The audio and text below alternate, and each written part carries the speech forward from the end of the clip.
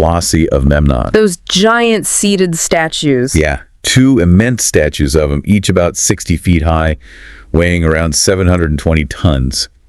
They stood at the entrance to his mortuary temple. Just imagine the effort involved. 720 tons. Transporting and erecting that in the ancient world is almost impossible to comprehend. It really is. It speaks volumes about their organization, engineering resources. And during this empire period, Egypt's expanded borders meant artists were exposed to new styles, techniques, materials from other cultures. Like who? The Hittites, the Melans from Crete, the Mycenaeans from Greece. This exposure wasn't just one way. It directly improved Egyptian skills and introduced new ideas. The source mentions Hittite metalworking, especially in bronze and gold. The Egyptians adopted those techniques not just for weapons, but also incorporated them into their fine art and jewelry. So contact with other sophisticated cultures didn't dilute Egyptian art. It actually made it better, more innovative. That's a crucial point the source emphasizes. It wasn't just borrowing, it was incorporating new knowledge. And there's a fascinating observation. Before the Hyksos invasion, Egyptians often saw other nations as, well, inferior, barbaric. Right. But the experience of being invaded forced them to recognize that other cultures had valuable contributions. This shift, born out of conflict, made them more open to incorporating foreign techniques during the New Kingdom. It's part of why New Kingdom art is considered some of the greatest, most technically accomplished. That's really interesting, and accessibility increased too. Yeah, things like copies of the Egyptian Book of the Dead with its illustrations became more widely copied and distributed. And Shabtai dolls, while still available to the masses, were often of higher quality than in the intermediate period. Okay. And within the New Kingdom, there's that famous, brief, almost revolutionary interlude, the Amarna period. Yes, a truly unique phase. Mainly the reign of Akhenaten, who used to be Amenhotep IV, from about 1353 to 1336 BCE. He enacted these radical, almost monotheistic religious reforms focusing on the Aten, the sun disk. And this religious revolution was mirrored by an equally dramatic, state-sponsored shift in art style. How did the art change so dramatically, seemingly overnight? It moved away from the idealization that characterized most New Kingdom royal art, where, as the source notes, even powerful figures like Queen Hatshepsut might be depicted realistically, but most official portraits still favored that idealized, formal look, heart-shaped faces, polite smiles, echoing the Old Kingdom. Yeah. Amarna art returned to, and even exaggerated, the realism we saw hinted at in the Middle Kingdom. Akhenaten wanted things depicted as they were, maybe reflecting his emphasis on truth, mat, linked to the Aten. Realism to what extent? To the extent that depictions of Akhenaten and his family look remarkably unconventional, almost like caricatures sometimes. Akhenaten often has this strangely elongated head, narrow shoulders, potbelly, wide hips, thin limbs. Features that have led modern scholars to speculate, just based on the art, that he might have had certain physical conditions. Wow. And his queen, Nefertiti, and their daughters are also depicted with exaggerated features and in unusually intimate, relaxed family scenes. Totally unthinkable in previous formal royal art. It's a stark departure. That is extreme realism for traditional Egyptian conventions. Must have been shocking. Absolutely. And this period, despite being short and eventually rejected, gave us two of the most famous, instantly recognizable works of Egyptian art in the world. Let me guess. The bust of Nefertiti and the mask of Tutankhamun. Exactly. The painted bust of Nefertiti, found in a sculptor's workshop at Amarna, is arguably the most famous ancient Egyptian artwork after the pyramids, almost synonymous with Egypt today. It embodies that unique Amarna-style striking, though still idealized in its beauty. And Tutankhamun's mask. Right. Akhenaten's son, famous partly because his tomb was found relatively intact by Howard Carter in 1922. Right, the boy king. Yes. As a young king, he started reversing his father's religious reforms, moving back to Thebes. His tomb had this incredible collection of artifacts, and the pinnacle is the solid gold death mask, over 22 pounds of gold. A masterpiece. And the source notes the incredible metalwork reflects those foreign innovations, like Hittite techniques, that Egyptians had incorporated during the Empire period. So even though Tutankhamun was moving away from his father's revolutionary style, the legacy of that New Kingdom era, including foreign influences, is literally etched into his famous mask. It is a tangible link. It shows how those external influences were deeply integrated into the highest levels of Egyptian craftsmanship by then. Okay. After the grandeur and innovation of the New Kingdom, we move into what are often called the later periods. What happens to the art then? Does it just decline? These periods, the Third Intermediate Period, roughly 1069-525 BCE, and the late period, 525-332 DCE, covers centuries of fragmentation, division, foreign rule by Nubians, Libyans, Assyrians, Persians. They're often compared negatively to the unified, grander eras, especially older scholarship. Right. But the source is careful. While affected by political instability and sometimes limited resources, the art produced is still of considerable quality.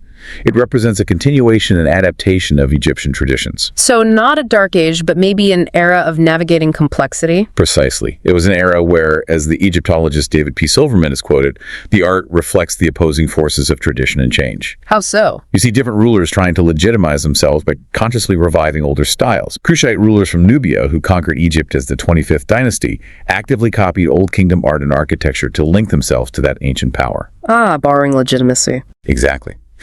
Meanwhile, native Egyptian rulers and artists often sought to preserve and advance New Kingdom styles. There was this constant push and pull between looking back and trying to evolve. And then Egypt came under the influence of other major powers, particularly the Greeks and Romans.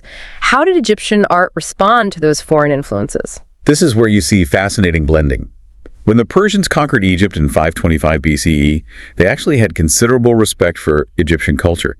They often identified with the monumental scale of Old Kingdom art, sometimes commissioning work that drew on those precedents, but maybe incorporated Persian elements. Okay. Then, after Alexander the Great and the Ptolemaic dynasty, the Greek rulers, from 323 to 30 BCE, you see a conscious effort to blend Egyptian and Greek cultures. And the art, too. Definitely. A prime example is the god Serapis.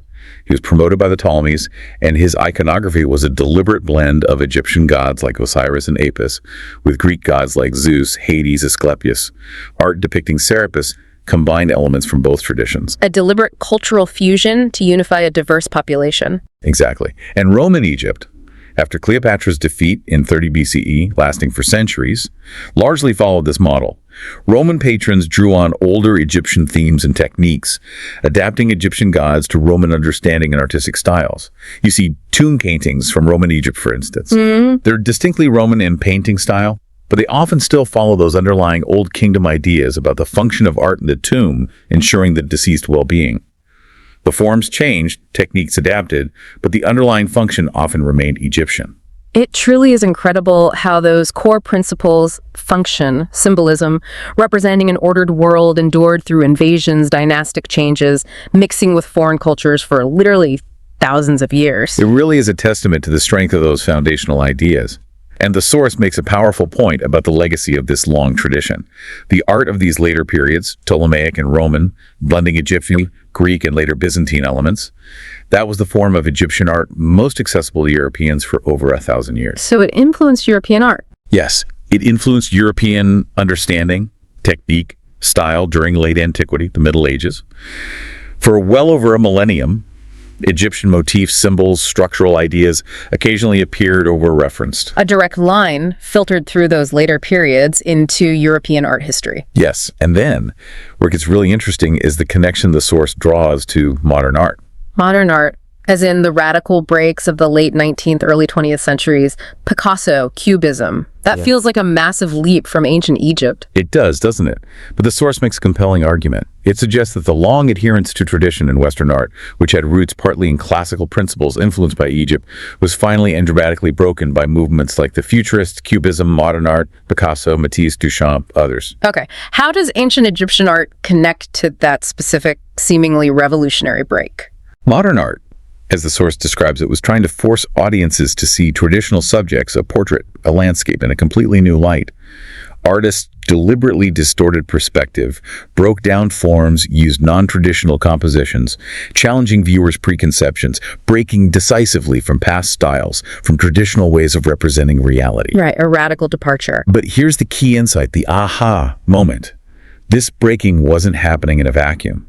The source argues that this breaking was only possible and meaningful because of the paradigm created thousands of years earlier by the ancient Egyptians. The Egyptian paradigm, meaning their fundamental ideas about what art was for. Exactly. The Egyptian idea that art could serve a purpose beyond just imitating physical reality, beyond pure mimesis, just faithfully copying appearance. Their focus on symbolic weight, on conveying eternal truth and order, on structured representation, on art having a function that wasn't merely decorative but spiritual, political, practical. By prioritizing those things for millennia, by establishing that art could represent the world according to beliefs and functions, even if it meant sacrificing photographic realism, they set the stage. They created the tradition that modern art rebelled against. Precisely. They created the very framework, the long-standing tradition against which later artists could push and challenge. The radical act of breaking from tradition in modern art derived its power from the existence of such a powerful, enduring tradition that came before it.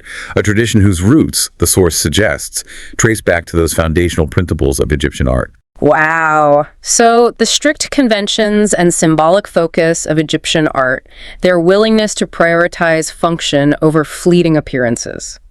It didn't just influence later styles. It inadvertently created the conceptual groundwork, the very rules that modern artists had to know and then choose to break to redefine what art could be. That is a genuinely powerful connection across thousands of years. It really connects the dots. Yeah. From the dawn of civilization to the artistic revolutions of the last century in a truly surprising and thought-provoking way. So we've journeyed from simple rock art reflecting that fundamental need for balance and function through the monumental scale of the Old Kingdom built on state control. Seeing the emergence of regional styles, increased accessibility, that surprising focus on common people and realism in the Middle Kingdom. Right, the decentralization effect. Witness the grandeur of the empire, the integration of foreign techniques in the New Kingdom, including Amarna's radical realism. That unique detour. And followed the threads of tradition, adaptation, change through later periods, seeing how Egyptian art directly influenced centuries of European art and, conceptually, even laid the groundwork for modern art to redefine itself. We've seen how Egyptian art, far from being static or primitive, was incredibly skilled, adaptable, and always deeply intertwined with the society, beliefs, and politics of its time. Remarkable continuity alongside fascinating innovation. And the so what for you, our listener, it's that this history shows us so clearly that art is never just separate from life. It's a fundamental expression of a culture, a powerful tool for communication, a reflection of deep beliefs about the world and the afterlife, and a fascinating record of social and political change. It shows incredible technical skill and an amazing ability to endure, adapt, and influence across vast stretches of time.